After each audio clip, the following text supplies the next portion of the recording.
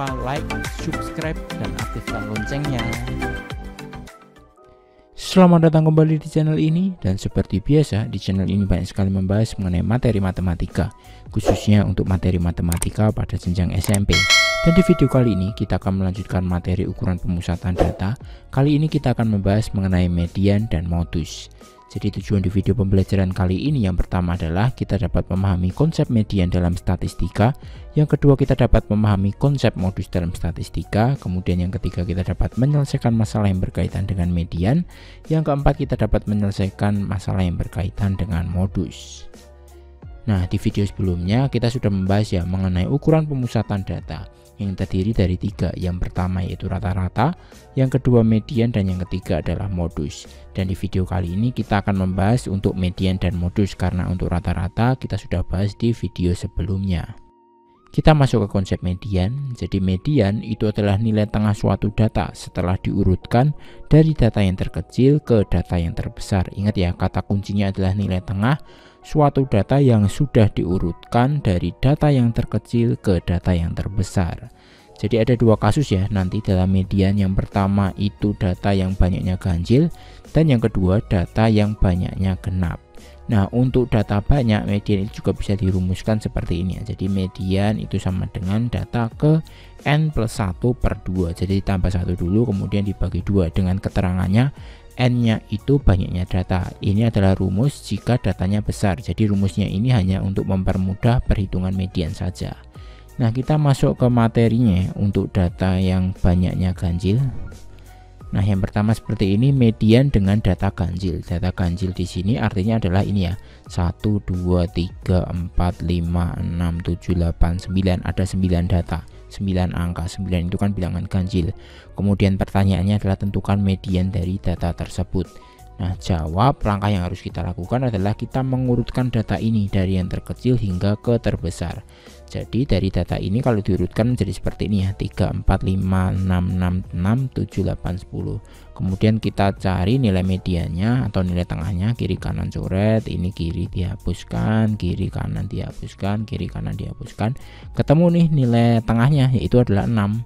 Nah, ini yang disebut sebagai mediannya. Jadi ini adalah konsep median untuk data ganjil. Bisa dipahami ya, mencari nilai tengah dari data ini. Next, kita masuk ke materi median untuk data genap. Jadi data genap ini ada genap ya, 1, 2, 3, 4, 5, 6, 7, 8. 8 itu kan bilangan genap. Tentukan median dari data tersebut. Langkah yang harus kita lakukan sama, yaitu kita mengurutkan dari data terkecil hingga data terbesar. Jadinya seperti ini. Dan kalau kita lihat mencari nilai tengahnya, kita bisa lakukan ini, kiri kanan coret semua, kiri kanan coret semua, sehingga tengah-tengahnya di sini ya, antara 6 dan 7. Nah, kemudian cara menentukan mediannya bagaimana? Ya udah, mediannya terletak di antara 6 dan 7, maka kita caranya seperti ini ya. Jadi median sama dengan ini 6 kita tambahkan dengan 7 kemudian dibagi 2. Jadi 6 tambah 7 dibagi 2 diperoleh 13 bagi 2, hasilnya adalah 6,5. Nah, seperti ini adalah konsep median untuk data genap. Jadi kita cari tengah-tengahnya, kan ada 2, karena datanya genap pasti ada 2 yang di tengah. Kemudian kita jumlahkan, kemudian kita bagi 2, nanti ketemu nilai mediannya, yaitu adalah seperti ini.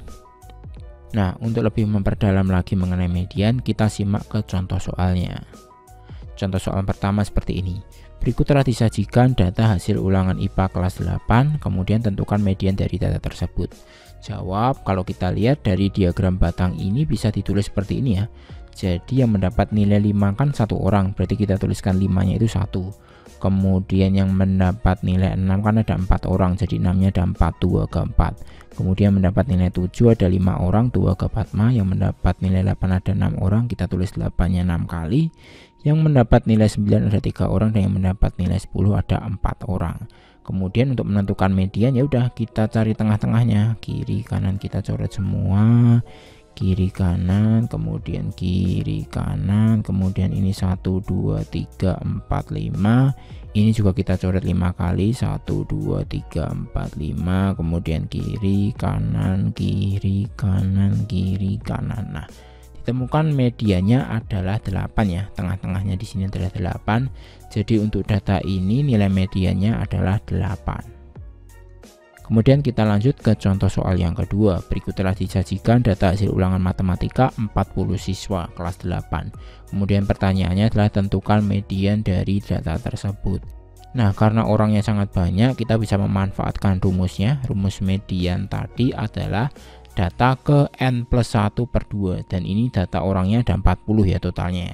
Jadi medianya itu terletak di data ke 40 tambah 1 bagi 2 itu adalah 40 tambah 1 kan 41.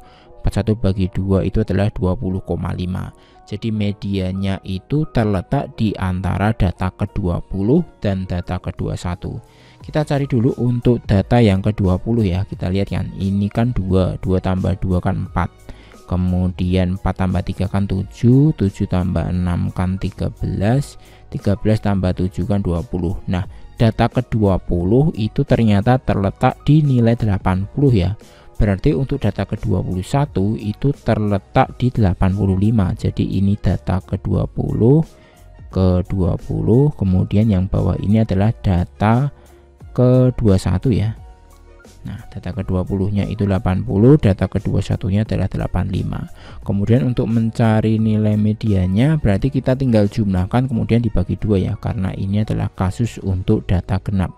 Jadi mediannya 80 tambah 85 kemudian dibagi 2, hasilnya 165 bagi 2 diperoleh mediannya 82,5. Jadi untuk median data tersebut adalah 82,5.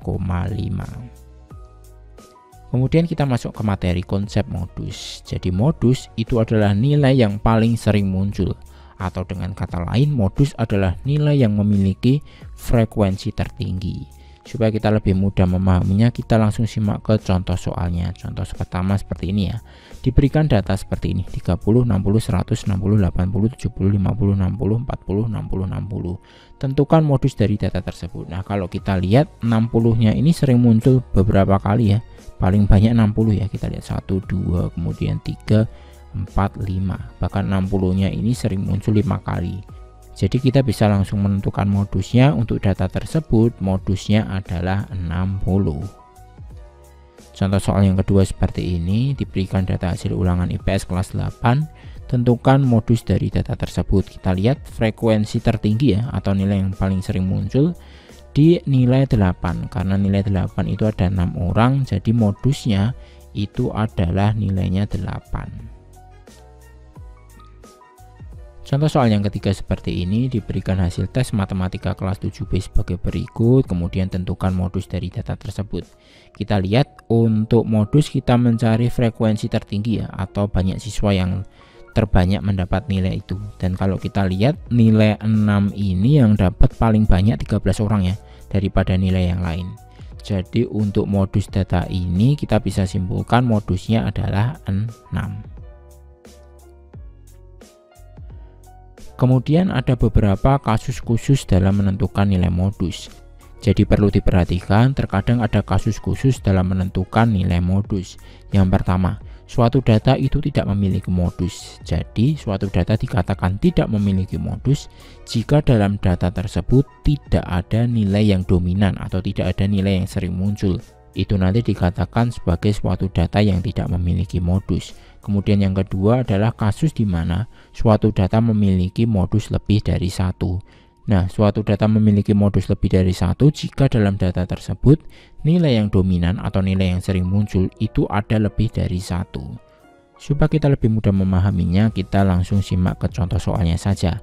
Contoh soal yang pertama seperti ini. Diberikan data ulangan PPKN sebagai berikut, tentukan modus dari data tersebut. Nah, kalau kita lihat ini tidak ada nilai yang sering muncul sama sekali ya. Jadi 40, 60, 30, 100, 80, 70 kan semuanya sama ini. Jadi cuma sekali-sekali munculnya. Jadi untuk contoh yang pertama ini kita bisa jawab bahwa data tersebut tidak memiliki modus.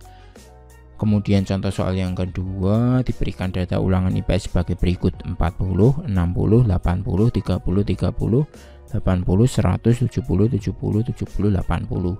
Kemudian pertanyaannya, tentukan modus dari data tersebut. Jawab. Jadi kalau kita lihat nilai 80 dan 70 itu sama ya, ada 3 kali ya. Jadi 80-nya ada 3 kali, 1, 2, 3.